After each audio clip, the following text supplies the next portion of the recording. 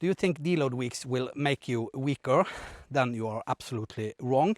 Deloads will actually make you stronger over time. And for me, I'm in the end of my 40s, not using any enhanced drugs. So for me, deloads are essential. First, we have to talk about the central nervous system, or CNS fatigue. You go to the gym, you lift at a RPE 4 or 5, and you lift the exact same weight every time. Most likely, you don't need a deload. Your body is not going to get stressed. But if you are doing a real progressive overload program, where you are changing your reps, your sets, and the main goal is to increase your weight over time, your CNS is going to get fried. So I would say a deload is mandatory.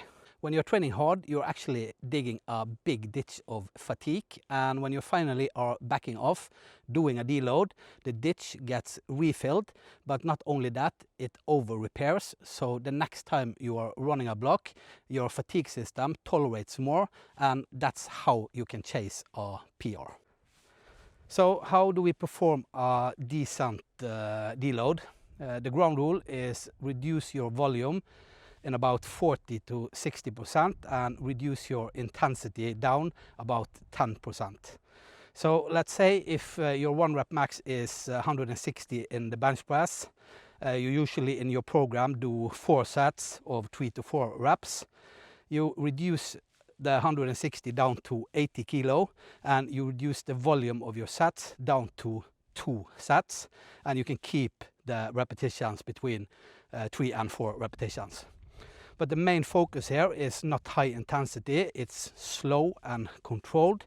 You want to butter up the joints, and you want that blood circulate into your muscle. And here is a weird part of doing a deload, that sometimes you can feel the joint pain in your elbows coming back, your stiff back, your knees, stuff like that. And this is because the cortisol and adrenaline runs very high when you're running a hard program. So when you're doing a deload, those hormones, they go down and the systemic inflammation comes forward. So this is the logic behind why a deload is important. When you run a deload, the systemic inflammation gets to repair itself before you run a new hard block and are ready to kick some ass. So now I hope you understand that deloads or recovery is actually a weapon to get better in what you do.